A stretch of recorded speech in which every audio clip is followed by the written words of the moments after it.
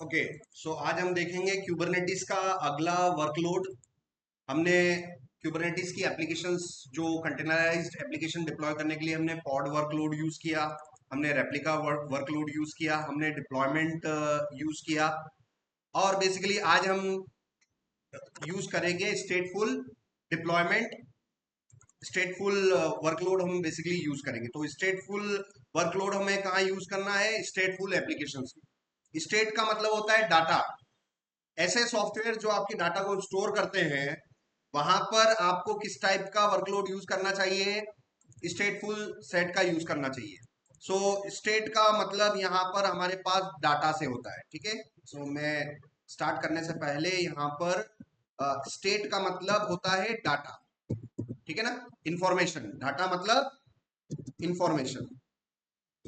तो सॉफ्टवेयर्स में ऐसे कौन से सॉफ्टवेयर्स होते हैं जो डाटा को स्टोर करते हैं, जिसे हम बोलते हैं डाटाबेस। डाटाबेस में आपका आ गया माई सीक्वल, डाटाबेस में आ गया आपका पोस्टग्रेस, डाटाबेस में आपका आ गया मोंगोडीबी, डाटाबेस में आपका आ गया रेडिस, ठीक है ना। ये सारे किस टाइप के सॉफ्टवेयर्स हैं? Basically these are database which stores our information और डेटा, ठीक है। सो हमें अगर कोई भी प्रोविजन करना है किसी डाटाबेस का, तो क्यूबरनेटिस के अंदर हमें किस टाइप का वर्कलोड यूज करना चाहिए? स्टेटफुल सेट का यूज करना चाहिए, ठीक है। सो सिर्फ डाटाबेस तक ही बात सीमित नहीं है। डाटाबेस के अलावा भी कुछ ऐसे स्पेशल सॉफ्टवेयर्स होते हैं जो कि डाटा को स्टोर करने के काम में आते हैं, जिसे हम मैसेज ब्रोकर बोलते हैं। आपने अपाचे काफका का नाम सुना होगा या रेडिस एमक्यू का नाम सुना होगा। अपाचे अपाचे काफका आप यहाँ लिखेंगे। सो अपाचे काफका क्या है? बेसिकली एक स्ट्रीमिंग प्लेटफॉर्म है, डाटा स्ट्रीमिंग प्लेटफॉर्म है। ठीक है। सो अपाचे काफका अगर आपको यूज करना है, अपाचे काफका कोई डाटाबेस नहीं है, मगर फिर भी ये डाटा को टेम्पररी बेसिस पे स्टोर करके रखता है। कुछ टाइम पीरियड के लिए डाटा को स्टोर करके रखता है। वो टाइम पीरियड एक्सपायर होने के बाद डाटा ऑटोमेटिकली आप रिमूव हो सकता है। तो Apache Kafka will act as a database.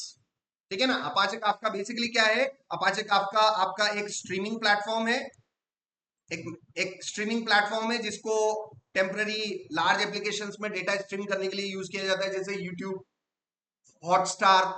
ठीक है ना। तो ये जितने बड़े बड़े स्ट्रीमिंग प्लेटफॉर्म्स होते हैं, नेटफ्लिक्स, जिसमें डाटा को स्ट्रीम किया जाता है, उसके लिए हम क्या यूज कर सकते हैं? अपाचे काफका यूज कर सकते हैं। तो आपको क्यूबरनेटिस के अंदर अगर अपाचे काफका भी अगर डिप्लॉय करना पड़े, और काफका की आपको इमेज मिल जाएगी कहां पर? हब पे मिल जाएगी बेसिकली। अगर यहाँ पर आप काफका सर्च करेंगे तो काफका की भी इमेज मिल जाएगी। बस इतना ध्यान रखना है कि अगर हमें अपाचे काफका को भी अगर कभी प्रोविजन करना पड़े तो हमें हमें उसे किस में करना पड़ेगा? स्टेटफुल डिप्लॉयमेंट में करना पड़ेगा, क्योंकि अपाचे काफका भी डाटा को टेम्पररी बेसिस पे स्टोर करता है। ठीक है। माई डाटा को टेम्पररी बेसिस पे स्टोर करता है कि परमानेंटली स्टोर कर देता है? Permanently Postgres, permanently MongoDB, permanently Redis, permanently Apache Kafka, temporary basis पर। और वो टेम्पररी बेसिस की सेटिंग होती है वहां पर अपाचे काफका के अंदर कि भैया 1 दिन के लिए इस डाटा को होल्ड करके रखना, 10 दिन के लिए होल्ड करना, 1 घंटे के लिए होल्ड करना, वो सारी सेटिंग्स होती है। मगर इन डाटाबेस के अंदर ऐसी कोई सेटिंग नहीं होती है कि भैया 1 दिन तक के लिए होल्ड करना, 1 दिन जैसे ही गुजर जाए, निकल जाए, आप डाटा को डिलीट कर देना। ऐसी कोई सेटिंग इन डाटाबेस में नहीं होती, क्योंकि डाटाबेस बने किस लिए है? इंफॉर्मेशन को परमानेंट स्टोर करने के लिए। तो किसी भी टाइप का सॉफ्टवेयर जो कि आपके डाटा को या तो टेम्पररी स्टोर कर रहा है या परमानेंट स्टोर कर रहा है, उसके लिए अगर आपको क्यूबरनेटिस में वर्कलोड चूज करना पड़ेगा तो कौन सा करना पड़ेगा? स्टेटफुल करना पड़ेगा। सो स्टेटफुल एप्लीकेशंस वो एप्लीकेशंस होती है जो डाटा को स्टोर करती है, चाहे टेम्पररी चाहे परमानेंट। तो उसमें सारे डाटाबेस वो सब किधर आ जाएंगे? स्टेटफुल में आ जाएंगे। जितने भी मैसेज ब्रोकर है, इवेंट स्ट्रीमिंग प्लेटफॉर्म्स है, लाइक अपाचे काफका, हेजलकास्ट, ठीक है ना, बहुत सारे सॉफ्टवेयर आएंगे हमारे। तो वो सारे किसके अंदर आएंगे? हमारे इसके अंदर ही आएंगे। यहाँ से अपाचे काफका की आप देखेंगे इमेज भी हमारे पास अवेलेबल है। सो काफका अगर आप सर्च करोगे तो काफका भी आपको मिल जाएगा बेसिकली। ठीक है ना। तो डिप्लॉयमेंट के लिए हमें चाहिए काफका। काफका की कुछ ऑफिशियल इमेजेस पड़ी हुई है हमारे पास, 1-2 की ले लो, ऑफिशियल ले लो। सो ये काफका को डिप्लॉय करने के लिए भी हमें क्यूबरनेटिस में अगर काफका डिप्लॉय करने के लिए बोल दिया जाए आपको, तो आप डिप्लॉयमेंट लोगे कि स्टेटफुल सेट लोगे? स्टेटफुल सेट लोगे। आपको रूल ये ध्यान रखना है, any application which stores data इधर टेम्पररी और permanent, we will use stateful sets. ठीक है ना। तो अब स्टेटफुल सेट्स की हम बात करते हैं। स्टेटफुल सेट्स की हम बात करते हैं, हम इसके फीचर्स के बारे में बात करते हैं कि भाई डिप्लॉयमेंट आपने पढ़ा और डिप्लॉयमेंट के फीचर्स आपने पढ़े, और स्टेटफुल के हम फीचर्स की हम बात करते हैं। तो सबसे पहली चीज, जब भी आप कोई स्टेटफुल सेट बनाते हैं उसकी आपको क्या मिल जाती है? स्टेबल आइडेंटिटी मिल जाती है पॉड की। आपने क्यूबरनेटिस के अंदर डिप्लॉयमेंट बनाया, डिप्लॉयमेंट बनाने से आपको रेप्लिका सेट मिला, रेप्लिका सेट से फाइनली आपको क्या मिल गया? पॉड मिल गया। ठीक है। स्टेटफुल के अंदर भी फाइनली आपको मिलना क्या है? पॉड मिलना है। मगर डिप्लॉयमेंट के पॉड में और स्टेटफुल के पॉड में सिर्फ एक चीज का फर्क है कि वहां पर आपको स्टेबल पॉड आइडेंटिटी मिलेगी। ठीक है। स्टेबल पॉड आइडेंटिटी मतलब जो पॉड का जो नाम है वो डिप्लॉयमेंट में रेंडम होता है, वो लास्ट के जो डैश डैश आता है ना, ठीक है ना, जैसे उसके अंदर वहां पर वो आता है माय डिप्लॉय डैश, और कुछ नंबर्स होते हैं डैश, फिर कुछ नंबर्स होते हैं। ये चीज नोटिस करी ना आपको, जब आप 3 रेप्लिकास बनाते थे तो ये लास्ट के जो ये नंबर्स हैं वो हर बार चेंज हो जाते थे। तो पॉड की आइडेंटिटी डिप्लॉयमेंट में हर बार चेंज हो जाती है, मगर स्टेटफुल सेट में ऐसा नहीं है। इसमें इसकी आइडेंटिटी जो है इस पॉड का जो नाम बनेगा वो फिक्स्ड बनेगा। और उसका पॉड का नाम स्टार्ट कहां से होगा, ठीक है ना। सो माई एसटीएस को शॉर्ट फॉर्म में बोलते हैं स्टेटफुल सेट, ठीक है ना। सो माई एसटीएस डैश सबसे पहली आइडेंटिटी बनेगी 1।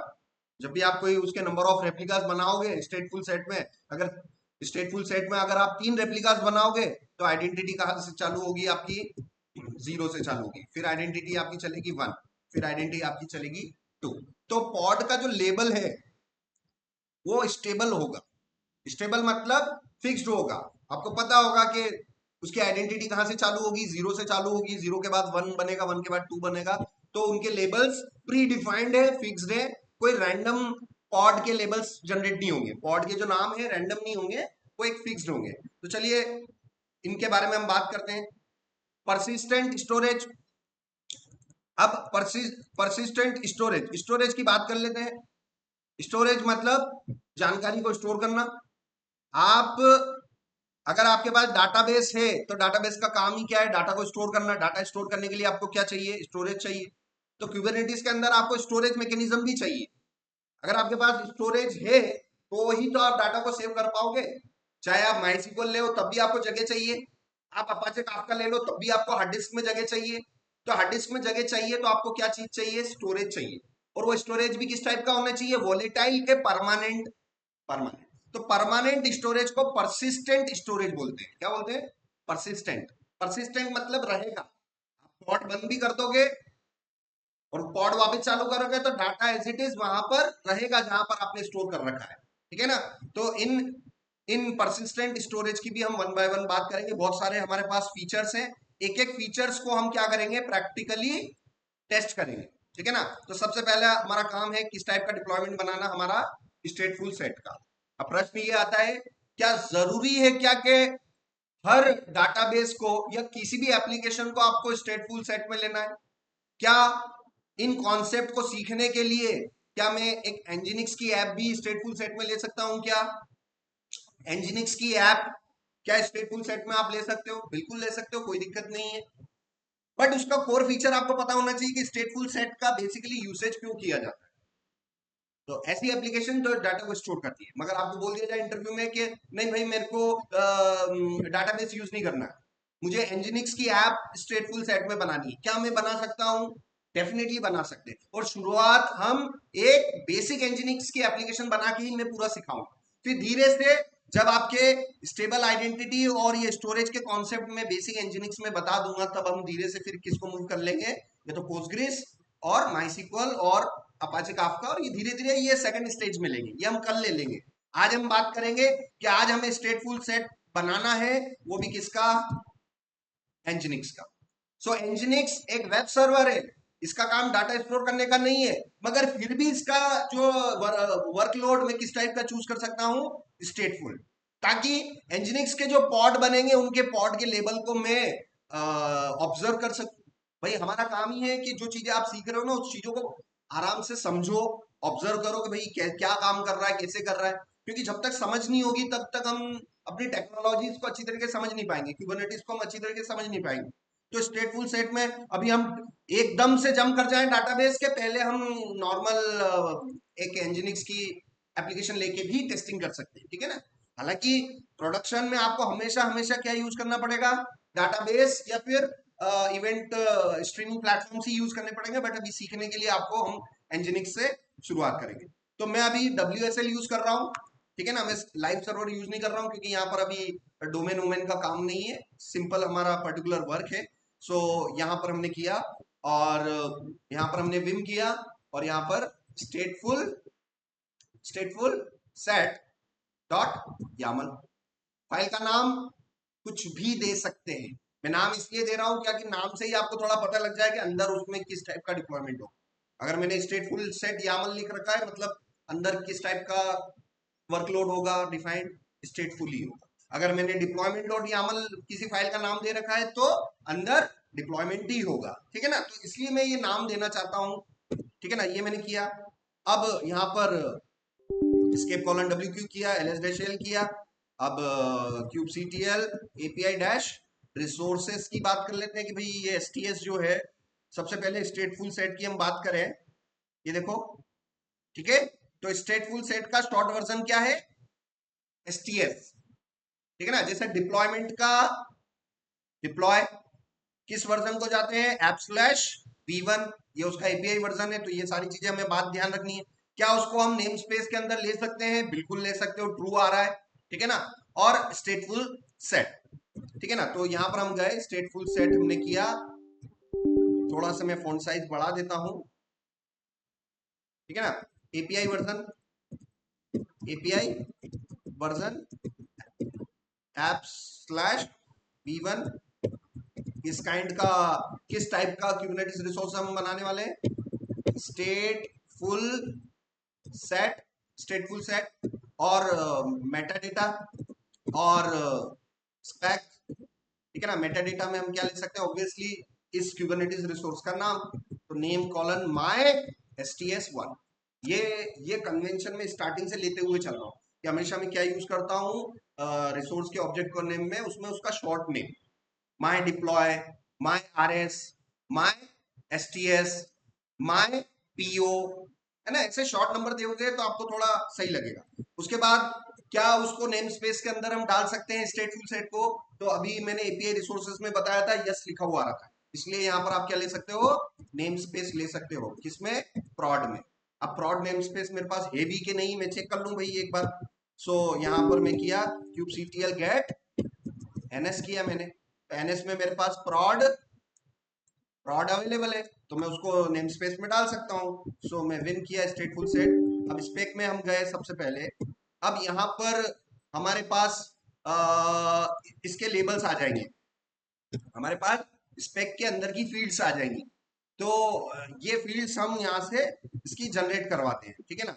सो यहाँ पर हमें यूज करना है स्टेटफुल सेट यामल, और पर्टिकुलर ये हमने लिया, और यहाँ से हम इसकी बेसिक एंजिनिक्स की एक स्टेटफुल सेट बनाना चाहते हैं,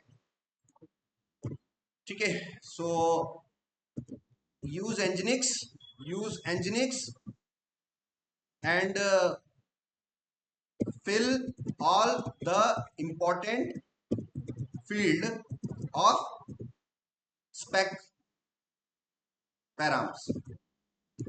सो मैंने इसको बोला कि भाई ये मेरा एक स्टेटफुल सेट है और मैं एंजिनिक्स यूज करना चाहता हूँ, ठीक है ना।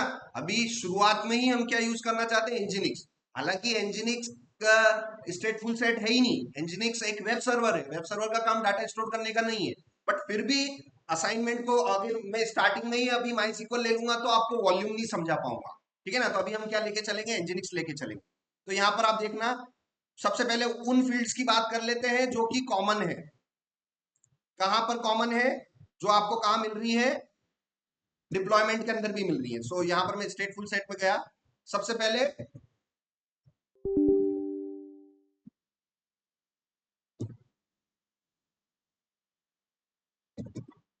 सबसे पहले रेप्लिकास, क्या रेप्लिकास वाला कॉलम डिप्लॉयमेंट में भी था, बिल्कुल था। तो इसके नंबर ऑफ रेप्लिकास में 3 ले लेता हूं। तो डिप्लॉयमेंट हो चाहे स्टेटफुल सेट हो, sir number of replicas pot की आप दे सकते हो। उसके बाद उधर क्या आता था, अगली फील्ड हमारे पास सिलेक्टर आता था। तो वो के वही सिलेक्टर हमारे पास इधर भी है, ठीक है ना। थोड़ा सा रेफरेंस लेते हैं, वो के वही सिलेक्टर हमारे पास यहाँ पर भी है।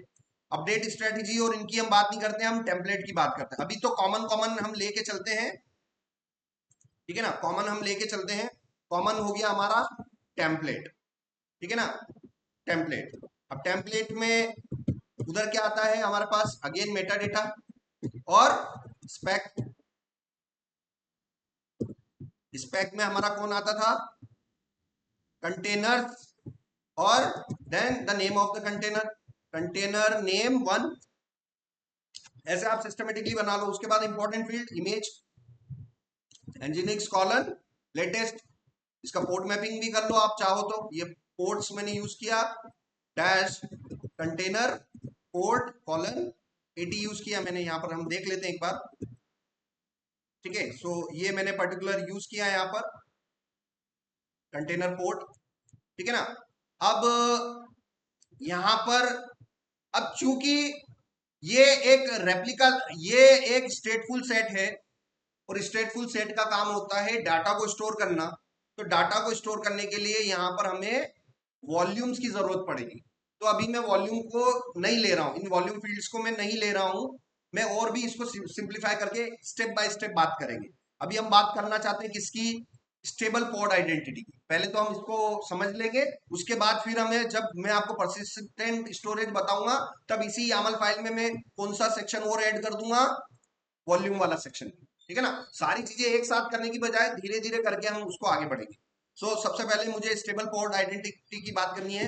तो यहां पर आप देखेंगे, यहां पर ये जब भी आप स्टेटफुल सेट बनाते हैं तो आपको एक सर्विस नेम डिफाइन करना पड़ेगा। ठीक है ना, ये एक हमारे पास एक सर्विस नेम होगा जो कि हमें डिफाइन करना पड़ेगा। अगर यहां पर मैं गूगल पे जाऊं और क्यूबरनेटिस क्यूबरनेटिस स्टेटफुल सेट यहां पर मैंने लिखा, इमेजेस में मैं गया और पर्टिकुलर इमेजेस पे हम बात करते हैं।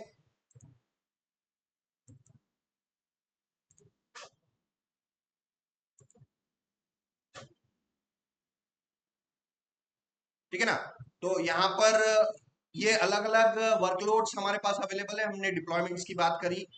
स्टेटफुल सेट में हमारे पास आप देखेंगे कि जब डिप्लॉयमेंट में आप किसी चीज का रेप्लिकास बनाते हो तो जो पॉड आईडी है वो रैंडम जनरेट होती है ना, पॉड आईडी के जो लास्ट के जो लेटर्स हैं वो रैंडम जनरेट होते हैं यहाँ पर। उसी तरीके से अगर आप स्टेटफुल सेट्स में अगर आप बनाएंगे तो आप वहां पर भी रेप्लिका फील्ड दे सकते हैं, मगर वहां पर जो पॉड की जो आइडेंटिटी है, पॉड का जो लेबल है, पॉड का जो नाम है, वो रैंडम जनरेट नहीं होगा, वो स्टार्ट होगा हमेशा 0 से। 0 1 2 3। तो अगर मैंने नंबर ऑफ रेप्लिका 3 दे रखे हैं तो 0 1 और 2, तो ये ऐसे हमारे स्टेबल आइडेंटिटी बनेगी। ठीक है ना, तो इसके बारे में हम बात करते हैं। ये पर्टिकुलर हो गया, यहाँ पर सिलेक्टर हम ले लेते हैं और यहाँ पर हमारा सर्विस भी हम डिफाइन करेंगे, पर्टिकुलर हम सर्विस डिफाइन कर लेंगे। सर्विस नेम हम यहाँ से ले लेते हैं, सर्विस नेम कॉलन। और अभी तक हमने कोई सर्विस नहीं बना रखी है तो मैं अभी बना लेता हूँ, माय सर्विस वन। ठीक है, माय सर्विस वन नाम से मैं मुझे एक सर्विस बनानी है। यहाँ पर मैंने इसको escape colon W की किया और फाइल को पर्टिकुलर सेव किया, कैट किया यहाँ पर, और मैं यहाँ पर चेक कर लेता हूँ kubectl apply -f और stateful set -try -run equals to client। ठीक है ना, तो क्लाइंट साइड पे कोई दिक्कत नहीं है, सर्वर पर ले लेते हैं। सर्वर पर यहाँ पर आप देखेंगे selector does not match the template labels. ठीक है ना, यहाँ पर ये क्या बोल रहा है, स्पेक सिलेक्टर के अंदर वैल्यू जरूरी है और स्पेक टेम्पलेट मेटाडेटा लेबल्स के अंदर जरूरी है, और जो बाहर वाला जो सिलेक्टर है वो अंदर वाले लेबल से मैच नहीं हो रहा है। तो ये सारे वैलिडेशन आपको देखते ही पता चल रहा है कि यार वो जो सिलेक्टर के अंदर जो हमें लेबल देना है वो कि वही मैच करना चाहिए, किससे, टेम्पलेट मेटाडेटा लेबल से मैच करना चाहिए। वो सारा हम डिफाइन कर लेते हैं। तो सिलेक्टर के अंदर अगेन ये वो के वही फील्ड है, मैच लेबल्स कॉलन, और ये मेरा हो गया, ये मेरी ऐप और ये मेरी एंजिनिक्स की ऐप। ठीक है ना, ये मेरा लेबल हो गया और यहाँ से भी मैं मेटा डेटा के अंदर लेबल्स यूज कर सकता हूँ, वो कि वही लेबल कॉलन एंजिनिक्स, सेव किया और मैं इसका वैलिडेशन फिर से कर लेता हूँ, इस बार कोई दिक्कत नहीं है। ठीक है ना, ये पर्टिकुलर हम डिफाइन करते हैं। अब kubectl, ठीक है ना, स्टेटफुल सेट को मैं अप्लाई कर रहा हूं, स्टेटफुल सेट मेरा अप्लाई हो गया है। अब क्या स्टेटफुल सेट से रेप्लिका सेट बनता है, जैसे डिप्लॉयमेंट में डिप्लॉयमेंट से रेप्लिका सेट बनता है इंटरनली, और रेप्लिका सेट से इंटरनली क्या बनता है, फाइनली पॉड बनता है। तो सबसे पहले तो kubectl get sts करेंगे, get sts, kubectl get sts या स्टेटफुल सेट या स्टेटफुल सेट्स, प्लूरल, सिंगुलर और वेरी शॉर्ट वर्जन, तीनों का एक ही आउटपुट आ रहा है। अब ये मैंने देख लिया kubectl get rs, तो कोई रेप्लिका सेट स्टेटफुल में नहीं बनता है। रेप्लिका सेट किस वर्कलोड में बनता है, डिप्लॉयमेंट में बनता है, तो प्रैक्टिकली हमें पता चल रहा है, समझ में आ रहा है। यहाँ पर मैं पॉड पर गया और पॉड की आइडेंटिटी आप देखो, पॉड का जो लेबल है, पॉड का जो लेबल आ रहा है वो लेबल हमेशा किस फॉर्मेट में आ रहा है, 0 से स्टार्ट हो रहा है 1 2। ठीक है, अब यहां पर आपको समझना पड़ेगा, ये इसकी आइडेंटिटी है, 0 से स्टार्ट हो रही है 1 2। और ये किस तरीके से काम करेगा, जब आपने तीन रेप्लिकास बनाने को बोला, उसको अप्लाई कर दिया रिसोर्स को, तो बेसिकली कुबरनेटिस क्या करेगा, पॉड्स बनाएगा। ये पॉड सीक्वेंस में बनाता है, पहले 0 को बनाएगा, 0 पूरा बन जाएगा, उसके बाद 1 1 बन गया, फिर 2। अब जब आप पॉड को रिमूव करते हो, पूरा पूरा स्टेटफुल सेट को जब आप रिमूव करोगे, तो ये रिवर्स ऑर्डर में मूव करेगा। ठीक है ना, बनेगा जिस ऑर्डर में, उसी ऑर्डर में उसको क्या करेगा, रिमूव करेगा। तो जब मैं इसको रिमूव करूंगा, ठीक है ना, सो kubectl डिलीट और -f, delete sts, delete kubectl delete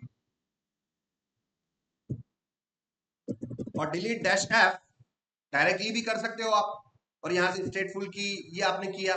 इस कमांड को चलाते ही, जैसे ही चलाऊंगा, तो सबसे पहला कौन सा डिप्लॉयमेंट रिमूव होगा, कौन सा पॉड रिमूव होगा, 2।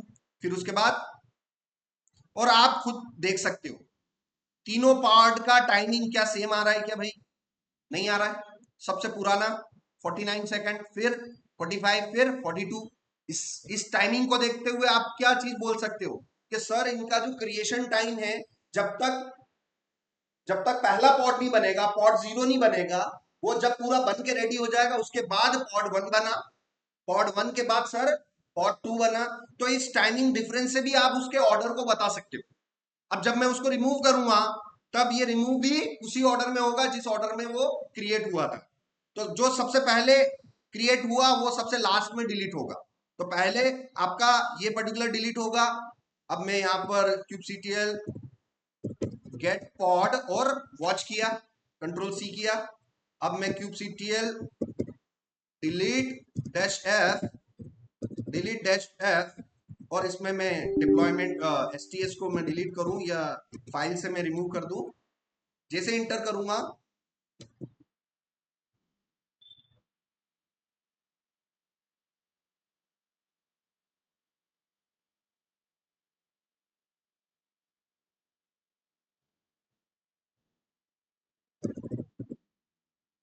ठीक है। सो यहां पर जब आप उसको देखेंगे, जब आप उसको रिमूव करते हैं, तो भी रिमूव किस ऑर्डर में होगा, उनके आईडी के ऑर्डर में ही होगा। पहले 2 को रिमूव करेगा, फिर 1 को रिमूव करेगा, फिर 0 को रिमूव करेगा। ये इतनी बात मुझे आपको बतानी थी। फिर से मैं अप्लाई कर देता हूं, kubectl अप्लाई -f और स्टेटफुल सेट YAML। और फाइनली जब भी स्टेटफुल सेट बनता है, तो रेप्लिका सेट नहीं बनता है।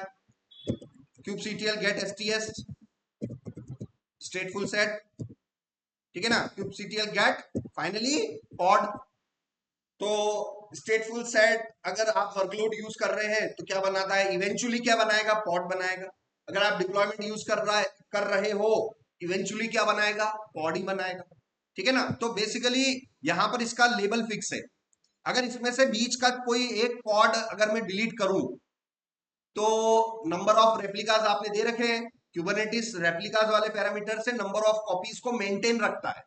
अगर किसी कारणवश अगर कोई एक पॉड डिलीट हो जाता है, क्रैश हो जाता है, तो वो दोबारा क्रिएट होगा, और दोबारा क्रिएट होने पर उसकी जो लेबल था, जो पहले उसका लेबल था, वो के वो ही मेंटेन रहेगा। जबकि डिप्लॉयमेंट में ऐसा नहीं होता है, लेबल तुरंत चेंज हो जाता है। ठीक है ना। तो मैं आपको प्रैक्टिकली करके बता रहा हूं। सो मैं पॉड नंबर 11 को रिमूव करना चाहता हूं। जब मैं इसको डिलीट करूंगा, तो नंबर ऑफ रेप्लिकास क्यूबरनेटिस में मैंने 3 डिफाइन कर रखे, एक को मैं किल कर रहा हूं, तो दोबारा से वो आएगा, रिसोर्सेज में दोबारा से क्रिएट होगा, मगर क्रिएट होते समय उसकी आईडी वही रहेगी जिस समय वो किल हुआ था या क्रैश हुआ था। So this is a concept to prove the pod identity. ठीक है ना, जिसमें हम यहां पर ऑर्डर डिप्लॉयमेंट की हम बात करेंगे। सबसे पहले तो मैं स्टेबल आइडेंटिटी बोल देता हूं। यहां पर स्टेबल आइडेंटिटी को यहां पर हमने चेक किया। अब मैं आपको बता रहा हूं कि एक पॉड को मैं डिलीट करूंगा, और मैं यहां पर आपको बताऊंगा कि वो आइडेंटिटी हमारे पास फिर से आ जाएगी, और हमें हमें सेम आइडेंटिटी हमें मिलेगी। ठीक है ना। सो यहाँ पर kubectl डिलीट, क्या करना है मुझे, डिलीट पॉड डिलीट करना है। कौन से नंबर का, बीच वाला, बीच वाला मतलब 11 माई STS-11, ये मैंने किया। और आप देखना kubectl गेट पॉड देखो कंटेनर क्रिएट हो रहा है 2 सेकंड, मगर वो जिसकी जो आईडी है वो फिक्स्ड है, उसकी आइडेंटिटी चेंज नहीं हो गई, उसका जो लेबल है वो चेंज नहीं हुआ, वो के वही है बेसिकली।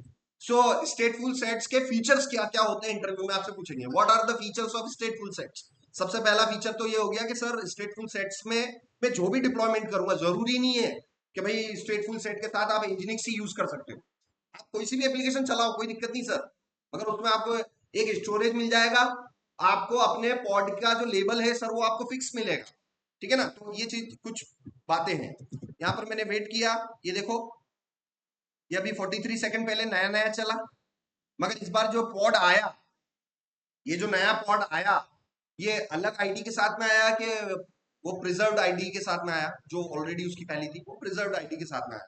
तो ये हमेशा कभी भी अपनी आईडी को लूज नहीं करेंगे, जब भी जब आपकी एप्लीकेशन डाटाबेस के साथ कनेक्शन स्टेब्लिश करती है तो वो डाटाबेस का जो कनेक्शन यूआरएल है वो हमेशा फिक्स रहना चाहिए। अगर आपका डेटाबेस बंद हो गया, आपने चालू किया और उसका जो लेवल है डाटाबेस का होस्ट नेम है अगर वही चेंज हो गया तो आपका एप्लीकेशन क्रैश हो जाएगा। इसीलिए ऐसे सिस्टम्स की हमें आईडी को कंसिस्टेंट रखना पड़ता है, चेंज नहीं रखना पड़ता है। जैसे डाटाबेस के लेबल्स हो गए, डाटाबेस के कनेक्शन स्ट्रिंग्स हो गई, इनको हमें क्या रखना पड़ता है, फिक्स्ड रखना पड़ता है। चाहे आपका डाटाबेस बंद हो गया कोई दिक्कत नहीं, डाटाबेस क्रैश हो गया बंद हो गया, मगर जब वो वापस लौट कर आएगा या आप उसको रिपेयर करोगे या आप उसको ठीक करोगे तब उसकी आईडी जो है, उसके लेबल जो है वो एग्जैक्टली वैसे ही रहने चाहिए जिस समय वो क्रैश हुए थे, ऑब्वियसली उससे पहले। तो आइडेंटिटी हमें इधर मेंटेन करना पड़ेगा। तो ये एक चीज हमने यहाँ पर देख ली कि हमें क्या मिल जाती है स्टेटफुल वर्कलोड के अंदर, हमें पॉड्स की क्या मिल जाती है, स्टेबल आइडेंटिटी मिल जाती है। तो उसके लिए हमने क्या किया, एक पॉड को मैंने डिलीट किया और पॉड को मैंने वापस चेक किया, तो जिसको डिलीट किया था उसकी आईडी हमें होके वही मिली। तो ये चीज आपको समझ में आ गई। अब हम बात करते हैं परसिस्टेंट स्टोरेज की, ठीक है ना। सो परसिस्टेंट स्टोरेज की हम बात करते हैं, kubectl गेट पॉड, ये हमारे पास पॉड अवेलेबल है, यहां से मैं इसको डिलीट कर लेता हूं, kubectl डिलीट। तो किसी भी रिसोर्स को डिलीट करने के दो तरीके, या तो आप अपनी YAML फाइल सप्लाई करके डिलीट करवा दो सारे रिसोर्सेस या कमांड के थ्रू। सो डिलीट STS, यहां पर मैं किया मैंने get STS, kubectl delete STS और माई STS मतलब स्टेटफुल सेट, ठीक है ना। तो किसी भी क्यूबरनेटिस के रिसोर्स को आप YAML के थ्रू भी सप्लाई करके डिलीट करवा सकते हो और डायरेक्ट कमांड के थ्रू भी। तो यहाँ पर आप देखो kubectl गेट पॉड, सारे पॉड चले गए, सारे स्टेटफुल सेट चले गए, मगर YAML फाइल अभी भी अवेलेबल है। तो प्रोडक्शन के अंदर हमेशा जो रिसोर्स है, जो भी आप रिसोर्स बनाते हो कुबरनेटिस के अंदर, सबसे बेस्ट तरीका ये है भाई YAML फाइल के अंदर डिफाइन कर लो, जब जरूरत पड़े अप्लाई कर लो, जब जरूरत पड़े उसको रिमूव भी कर सकते हैं, ठीक है ना। तो मेरा कंटेंट यहाँ पर सेव है, मैं विम में गया, स्टेटफुल सेट लिया मैंने, यहाँ पर सारी चीजें हमारे पास अवेलेबल है, ठीक है। अब मैं आपको यहाँ पर एक बात बताता हूँ, यहाँ पर मैं kubectl अप्लाई किया, डैश एफ किया। सबसे पहले हम बात करते हैं कि भाई हमें परसिस्टेंट स्टोरेज की जरूरत क्यों पड़ रही है, why we need persistent storage, ठीक है ना। तो परसिस्टेंट स्टोरेज की हमें जरूरत इसलिए पड़ रही है कि जो पॉड आप बनाते हो उस पॉड के अंदर नो डाउट आपको एक फाइल सिस्टम मिलता है, but that file system is temporary. जब तक पॉड चल रहा है तब तक वो फाइल सिस्टम है, पॉड बंद हुआ, पॉड क्रैश हुआ, पॉड डिलीट हुआ, पॉड वापस आया तो पुराना फाइल सिस्टम रिमूव होकर आपको नया मिलेगा, फिर तो आपका डाटा परसिस्ट नहीं रह पाता है। सो वो मैं आपको अप्लाई करके आपको बता देता हूँ। kubectl गेट पॉड, ये हमारे पॉड चल रहे हैं, यहां से मैंने इसको वेट किया तो हमारे पॉड बने, हमारे सारे पॉड चल रहे हैं। अब मैं किसी एक पॉड के अंदर जाता हूं और बिकॉज ये एक एनजिनिक्स का एप्लीकेशन है तो इसको मैं अपने ब्राउजर पे टेस्ट कर लेता हूं। अब मैं यहाँ पर WSL यूज कर रहा हूं, तो यहाँ पर हम जो है अभी कॉम्प्लेक्स मेथड की बजाय हम पोर्ट फॉरवर्डिंग कर देंगे, ठीक है ना। सो पोर्ट फॉरवर्डिंग कर देंगे, kubectl पोर्ट फॉरवर्ड, और आपको किसका पोर्ट फॉरवर्ड करना है, अपने पॉड का, ये जो पॉड है, दिस इज योर पॉड। इस पॉड को मैंने लिया, अंदर गया और एड्रेस पैरामीटर ले लो आप, डैश डैश एड्रेस, सारे आईपी एड्रेसेस से मुझे ट्रैफिक अलाउ हो, और 8080:80। ठीक है, ये हो गया। अब मैं अपने ब्राउजर में जाके लोकल होस्ट 8080 पर मैं देखूं, वेलकम टू एनजीनिक्स वाला डिफॉल्ट पेज मुझे दिखाई दे रहा है। ठीक है ना। अब क्या करना है हमें, अब मैं क्या करता हूं, कंट्रोल सी किया, या तो आप दो टैब ओपन करके कर लो, या फिर इसी को हम यहाँ पर करके देख लेते हैं, kubectl exec। मैं पॉड के अंदर जाके इस डिफॉल्ट पेज को एडिट करूंगा। ठीक है ना। सो kubectl exec डैश IT, और ये पॉड के अंदर गया मैं, और यहाँ पर डैश डैश बैश यूज किया, देखो पॉड के अंदर चला गया मैं। अब इस एनजीनिक्स के डिफॉल्ट पेज को मुझे एडिट करना है, मुझे अपना पेज रखना है, जो भी करना है, तो मैं इसकी डायरेक्टरी में जाऊंगा। सबसे पहले तो इसकी डायरेक्टरी जो अवेलेबल होती है वो यूजर शेयर एनजीनिक्स वाली डायरेक्शन पे होती है। यूजर शेयर एनजीनिक्स ls किया मैंने, ls-l किया, ये देखो html नाम की डायरेक्टरी अवेलेबल है, ls-l किया, ठीक है, pwd किया। आपको इस जगह पर जाना है और आप देखिएगा आपको एक index.html फाइल अवेलेबल है, विम से आप इसको एडिट कर लो। index.html विम अवेलेबल नहीं है, तो क्या vi अवेलेबल है? vi भी नहीं है भाई। vi जो है वो पुराना एडिटर है और विम जो है वो नया एडिटर है। m का मतलब होता है इम्प्रूव्ड, तो न तो विम है न vi है, तो मैं क्या कर सकता हूँ, मैं कैट कर लूँ इसके। अब मैं इसमें इसके कंटेंट को मुझे ओवरराइट करने के लिए मैं यहाँ पर मैं रीडायरेक्शन ऑपरेटर यूज कर लूँ। लाइनक्स के अंदर ये ऑपरेटर कौन सा है, ये एंगल ऑपरेटर, ये रीडायरेक्शन ऑपरेटर। ठीक है ना। तो आप एको का आउटपुट किधर रीडायरेक्ट करना चाहते हैं, इंडेक्स वाले इस पे। अगर सिंगल एरो है तो क्या करेगा, सारा इसका कंटेंट रिमूव करेगा और फिर इसको राइट करेगा। अगर आप डबल एरो यूज करोगे, ये डबल एरो यूज करोगे, तो ये अनिल वाला जो भी कंटेंट है इस इंडेक्स फाइल के सबसे लास्ट में अपेंड हो जाए। ठीक है ना। तो ये इसको मैं पहले अपेंड करके बता देता हूं। ये मैंने अपेंड किया, अब मुझे वो पोर्ट फॉरवर्ड की कमांड फिर से चलानी पड़ेगी। ये पोर्ट फॉरवर्ड किया मैंने, और आप देखना ये अनिल अपेंड हो गया। कंटेंट रिमूव हुआ क्या, नहीं हुआ। फिर से कंट्रोल सी किया, पॉड के अंदर गया, पॉड के अंदर गया, cd यूजर शेयर एनजीनिक्स html। अब मैं एको करूं किसको, यहां से मैं फॉर एग्जांपल विजय, और मैं क्या करना चाहता हूं, सिंगल एरो और इंडेक्स। तो सिंगल एरो से क्या होता है, पूरा के पूरा पूरा पूरा कंटेंट रिमूव हो जाएगा। अब मैं यहाँ पर इसको चेक नहीं कर सकता हूँ क्योंकि पोर्ट फॉरवर्डिंग की कमांड मैंने बाहर निकाल दी। इसलिए मैं बोल रहा था कि दो टर्मिनल करो, एक टर्मिनल पे तो पोर्ट फॉरवर्ड चल रहा है और दूसरे टर्मिनल पे आप अपना काम कर। अब क्या हो रहा है कि पोर्ट फॉरवर्डिंग वाली कमांड को तो बंद करना पड़ रहा है, फिर जाना पड़ रहा है, फिर चालू करना पड़ रहा है, थोड़ा हेडेक हमारे लिए बढ़ रहा है। बट कैसे भी आप इसको कर लो। सो इस पॉट से मैं बाहर निकला, फिर से मैंने क्या किया, पोर्ट फॉरवर्ड चलाया, देखो विजय आ गई। समझ में आ रहा है।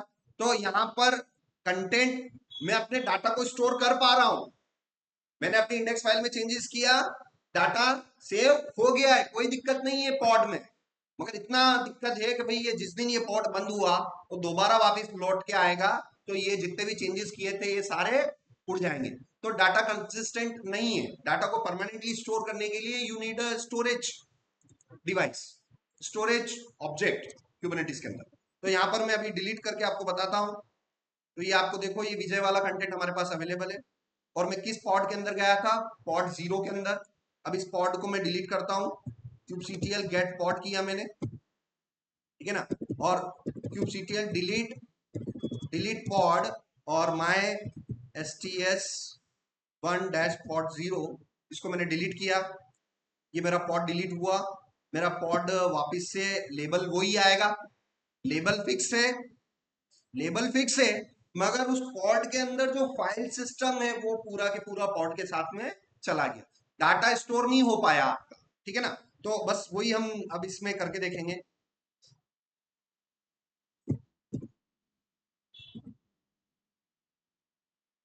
ठीक है, अब मैं यहाँ से वो पोर्ट फॉरवर्ड कर दूं, ये पोर्ट फॉरवर्ड किया और क्या विजय वाला कंटेंट मुझे मिल रहा है कि again welcome to engineering page. इसका मतलब मेरे जो जितने भी चेंजेस थे, जो मेरा फाइल फाइल जो भी डाटा मैंने रखा होगा, कोई एक्स्ट्रा फाइल बनाई होगी, सारा के सारा चला गया। ठीक है ना। तो यहाँ पर ये सबसे बड़ी प्रॉब्लम होती है डिप्लॉयमेंट के अंदर कि आप अपने डेटा को स्टोर नहीं कर पाते हो, क्योंकि आपके पास परसिस्टेंट स्टोरेज ही नहीं है। परसिस्टेंट स्टोरेज का मतलब ये हो गया कि भैया भले ही पॉड डिलीट हो जाए, क्रैश हो जाए, स्टॉप हो जाए, और पॉड वापस से जब अप एंड रनिंग आए तो आपको अपना डेटा एज इट इज मिल जाए। ये कैपेबिलिटी आपको सिर्फ एक ही वर्कलोड में मिलती है, दैट इज योर स्टेटफुल सेट के अंदर। सो स्टेटफुल सेट के अंदर हमने ये सारी बात करी कि हाँ ये डाटा परसिस्टेंट हमारा नहीं रह पा रहा है। तो अब हम इसमें क्या करेंगे, वॉल्यूम्स बनाएंगे। ठीक है ना। तो मैं अभी क्यूबसीटीएल गेट एसटीएस किया मैंने, मेरा एक एसटीएस आ रहा है क्यूबसीटीएल डिलीट डैश एफ और स्टेटफुल सेट मैंने सारा रिमूव किया। मैं अपनी स्टेटफुल सेट की फाइल के अंदर गया और यहाँ पर यामल के अंदर मुझे क्या डिफाइन करना पड़ेगा, वॉल्यूम्स, ताकि जो भी मेरा मैं पॉड के अंदर जाऊं और मुझे जो फाइल सिस्टम मिले वो परसिस्टेंट फाइल सिस्टम मिले, कि उस फाइल सिस्टम के अंदर जाके जहां जहां पे भी मैंने जो जो भी चेंजेस किए मेरे पॉड बंद होने के बाद भी मुझे वो file system as it is मिले। ठीक है ना। तो हमें क्या बनाना पड़ेगा, डाटा को स्टोर करने के लिए हमें परसिस्टेंट स्टोरेज की जरूरत पड़ेगी। उसके लिए सॉरी, तो हमें बेसिकली क्या करना पड़ेगा, वॉल्यूम यूज करना पड़ेगा। सो कंटेनर सेक्शन के अंदर हमें वॉल्यूम सेक्शन यूज करना पड़ेगा, वॉल्यूम माउंट। ठीक है ना। तो सबसे पहले तो हम वॉल्यूम चेक कर लेते हैं हमारे पास कितने वॉल्यूम्स अभी अवेलेबल हैं। क्यूबसीटीएल गेट, यहां पर हम वॉल्यूम चेक करेंगे, परसिस्टेंट पीवी, परसिस्टेंट वॉल्यूम। सो अभी हमारे पास एक भी परसिस्टेंट वॉल्यूम नहीं है। जैसे ही मैं यामल के अंदर वॉल्यूम माउंट और वॉल्यूम क्लेम का मैं डिफाइन करूंगा, यहाँ पर हमें वॉल्यूम्स आने लग जाएंगे। यहाँ पर एक इंपॉर्टेंट बात मैं आपको बता दूं कि जब भी हम एक वॉल्यूम क्रिएट करते हैं,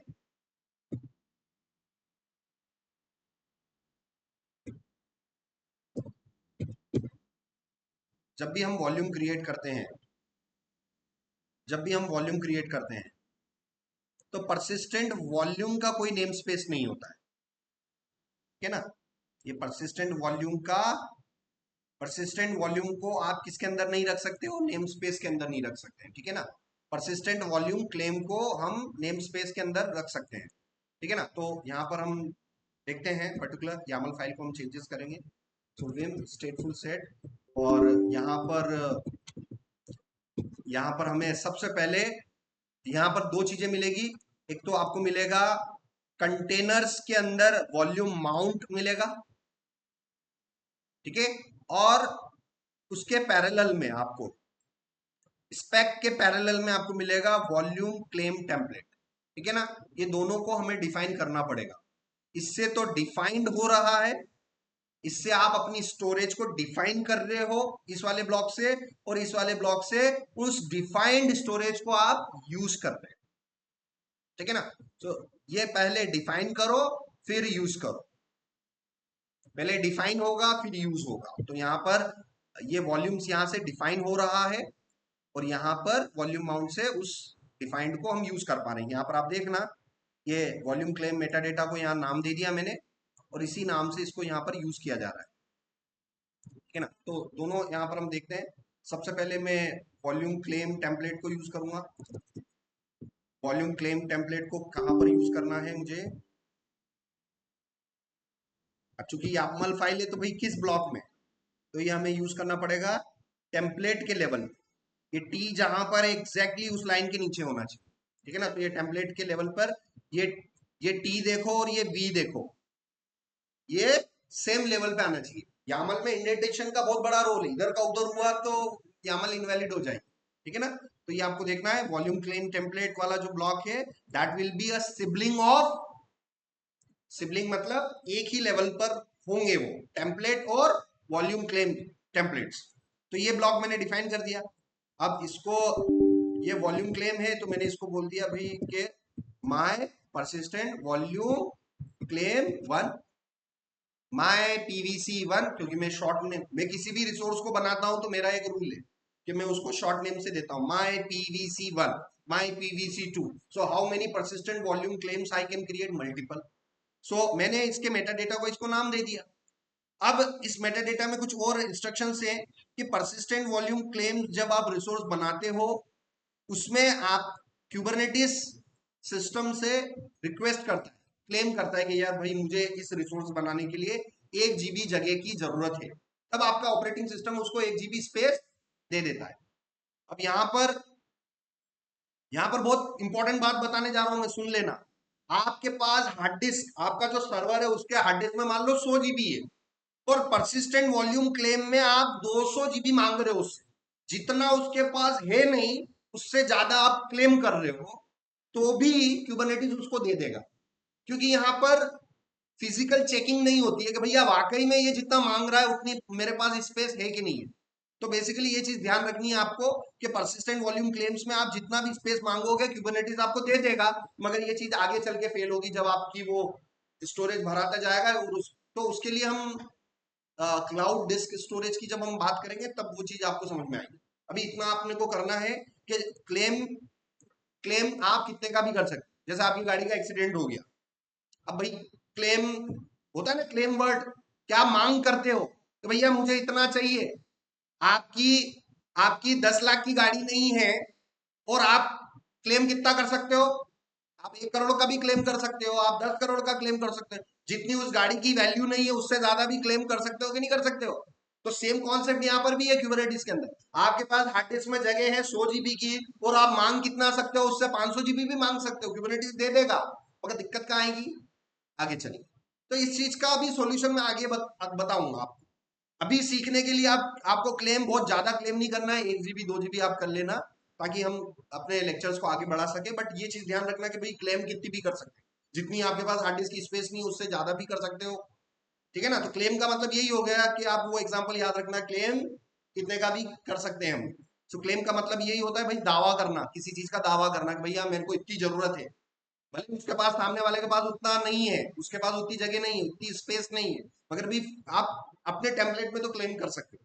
सो मैंने इस यामल के अंदर मैंने ऑपरेटिंग सिस्टम से बेसिकली कितना क्लेम कर रहा हूं कि भैया इस फलाने डिप्लॉयमेंट को चलाने के लिए, ये 3 रेप्लिकास को मेंटेन करने के लिए एनजीनिक्स की, मुझे कितने जीबी की स्पेस चाहिए, 1 GB की स्पेस मुझे चाहिए, मुझे दे दो, क्यूबरनेटिस दे देगा, आपको अलोकेट कर देगा बेसिकली, ठीक है ना। सो यहाँ पर हम गए, तो ये तो मेरा वॉल्यूम डिफाइन हो रहा है, और अंदर चल के हम अपने वॉल्यूम को डिफाइन होने के बाद अटैच करेंगे, ठीक है ना। तो यहां पर अटैच करना जरूरी है। एक तो होता है डिफाइन करना, और डिफाइन हो चुकी है तो उसको किस स्टेटफुल सेट से आपको यूज करना है, तो वो अटैच करने वाला भी यहां पर होना चाहिए। अभी मैं आपको बताऊं, अभी मैं डिफाइन कर रहा हूं वॉल्यूम को और यूज नहीं कर रहा, ठीक है ना। यहां पर आप अगर जीपीटी के कोड में देखेंगे तो ये डिफाइन वाला कोड है और अंदर यूज वाला कोड है। तो अभी मेरे स्टाइल में आप प्रैक्टिकल करना, मैं सिर्फ क्या कर रहा हूं, डिफाइन कर रहा हूं, अंदर जाके यूज नहीं कर रहा हूं। और इस फाइल को सेव करना, इस फाइल को आपको सेव करना है। ये फाइल को मैंने सेव किया और kubectl अप्लाई -f और स्टेटफुल सेट किया, हो गया। अब मुझे देखना है kubectl get persistent volume claim, ठीक है। देखा आपने, kubectl गेट परसिस्टेंट वॉल्यूम और परसिस्टेंट वॉल्यूम क्लेम्स। तो आप यहां पर देखेंगे कि आपने 1 GB का क्लेम किया और वो बेसिकली यूज हो गया,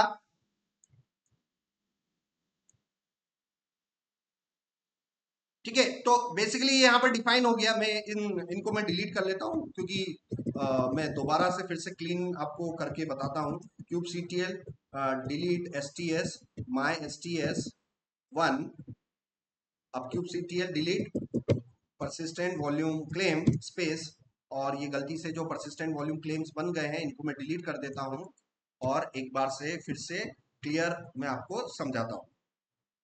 परसिस्टेंट वॉल्यूम को भी मैं delete, persistent volume claim so kubectl delete persistent volume claim, और यहाँ से हम इसको रिमूव करेंगे।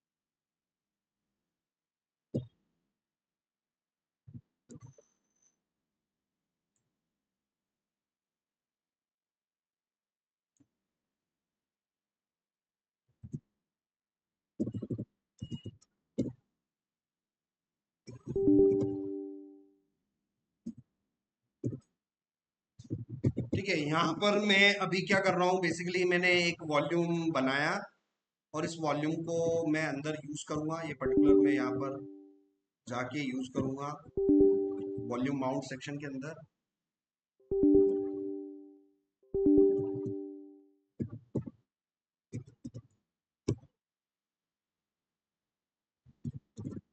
ठीक है ना, वॉल्यूम माउंट्स जो है वो आपके पोर्ट्स के पैरेलल में होगा। ठीक है ना, पोर्ट्स के पैरेलल में होगा। अगेन ये रिसोर्सेज ये जीपीडी स्टार्टिंग में ही आपको कॉम्प्लेक्स कोड दे देगा, इनकी जरूरत नहीं है। ये रेडीनेस प्रॉप, लाइवनेस प्रॉप, ये सारी चीजें उसने कंबाइन करके दे दी, मगर हमें हर चीज स्टेप बाय स्टेप पढ़नी है, तो मैं अभी इनको फोकस नहीं कर रहा हूँ। सिर्फ अभी हम वॉल्यूम माउंट्स की बात करेंगे। वॉल्यूम माउंट्स में यहाँ पर आपने अपना वॉल्यूम माउंट का नाम देना है और माउंट पाथ। ठीक है ना, तो माउंट पाथ और नेम देना है। तो यहाँ पर नेम हो गया, नेम कौन सा है, my persistent volume claim dash one. और माउंट पाथ, माउंट पाथ हमने दिया पर्टिकुलर माउंट पाथ। और जहां पर माउंट पाथ हमें वो देना है जो हमारा जो एक्चुअल एड्रेस है, जो पॉड हमारा यूज करेगा या हमें जहाँ चेंजेस करने। सो वो है यूजर के अंदर, शेयर के अंदर, एंजिनिक्स के अंदर, HTML के अंदर। ठीक है ना, तो यहाँ तक का हमने एड्रेस दे दिया। उसके अंदर जो भी मैं लिखूंगा मेरे वॉल्यूम में सुरक्षित रहेगा। ठीक है ना, सो ये मैंने किया kubectl, kubectl delete get sts, kubectl get pod, okay, और kubectl get persistent volume, और kubectl get persistent volume claim। सो इसको हम रिमूव करते हैं। Let's remove this persistent volume claims, so remove it।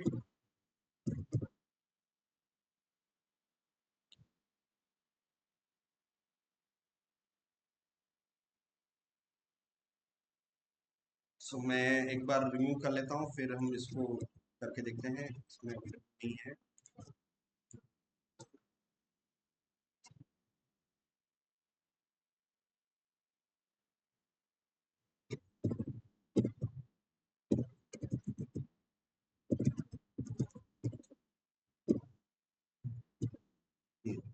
तो हमारे पास परसिस्टेंट वॉल्यूम और परसिस्टेंट वॉल्यूम क्लेम्स दोनों ही हमारे पास रिमूव हो गए। kubectl apply dash F स्टेटफुल sets.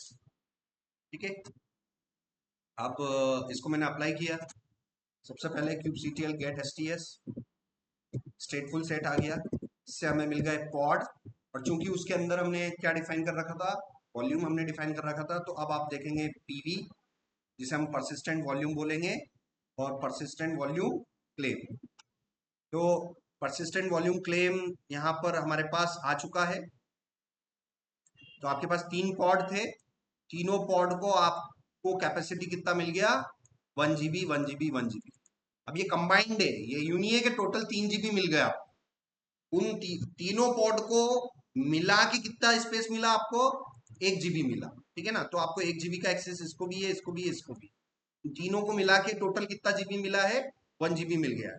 और यहाँ पर एक एक आपको स्टेट भी मिलेगी बाउंड, कि जो वॉल्यूम आपने डिफाइन किया था वो स्टेटफुल के साथ में क्या हो गया है, बाउंड हो गया है। मतलब वो उस वो स्टेटफुल सेट उस वॉल्यूम को क्या कर सकता है, यूज कर सकता है।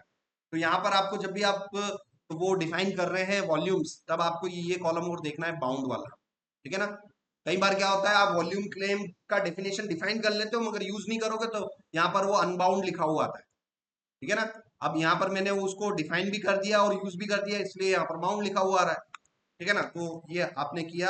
अब kubectl गेट पॉड किया मैंने। अब मैं एक पॉड के अंदर जाता हूँ, उस nginx फाइल को डिलीट करूंगा, ठीक है ना।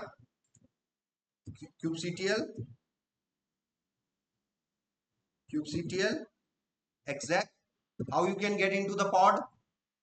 अगेन डॉकर जिसने पढ़ रखा है भाई वो उसके लिए आसानी है, वहां डॉकर एग्जैक बोलते थे, डॉकर एग्जैक आईटी, यहाँ पर kubectl exec IT, the name of the pod. Docker के अंदर कंटेनर के अंदर जाया जाता है, क्यूबरनेटिस के अंदर पॉड के अंदर जाया जाता है। तो यहाँ पर पॉड की आईडी आ गई, उसके बाद डैश डैश और शेल का नेम बैश किया मैंने। यहाँ पर मैं गया user share nginx htt ls किया, ls, ठीक है, कुछ भी नहीं आया। क्यों? क्योंकि वो जो वॉल्यूम मैंने बनाया था वो वॉल्यूम उससे अटैच हो चुका है और उस वॉल्यूम के अंदर कोई भी कंटेंट नहीं है। तो सबसे पहला कंटेंट हम यहाँ पर सेट करेंगे। सो मैंने एको किया यहाँ पर, तो किस फाइल को बना दिया मैंने, इंडेक्स डॉट एचटीएमएल को बना दिया, ठीक है। और यहाँ पर मैंने लिख दिया हेलो अनिल, इंटर, ठीक है। ls डैश एल किया, मेरे पास इंडेक्स डॉट ये फाइल आ गई, इसको कैट किया, हेलो अनिल आ रहा है, एग्जिट किया मैंने। और kubectl get pod, kubectl get pod, kubectl port forwarding, port forward, किसका पोर्ट फॉरवर्ड करना है मुझे, इस पॉड का, डैश डैश एड्रेस, एड्रेस 0.0.0 और 8080 कॉलन, ये मैंने किया। यहां से मैं चेक करता हूं, पर्टिकुलर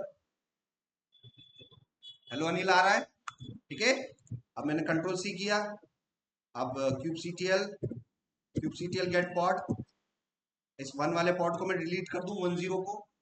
अब डिलीट करूंगा तो वापस से नया आएगा, क्योंकि कुबरनेटिस में हमने डिजायर्ड स्टेट कितनी बोल रखी है भैया, 3 मेंटेन रखना।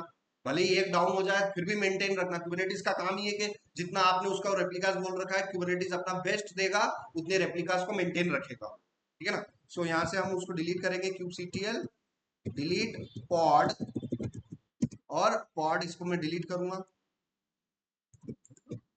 इसका पॉड मैंने डिलीट किया। अब वापस से आप देखेंगे पॉड ये बन रहा है, ये बन चुका है।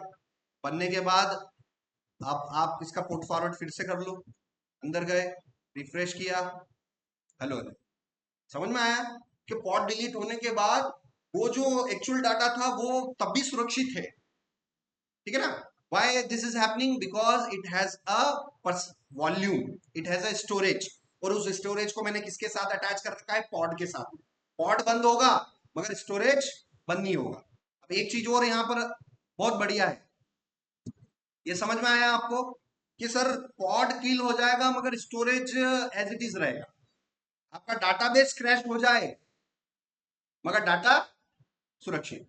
अब डेवलपर ने गलती से क्या किया, अपनी डिलीट कमांड चला दी, kubectl गेट, kubectl मैं यहां से ls करूं, kubectl गेट पॉड।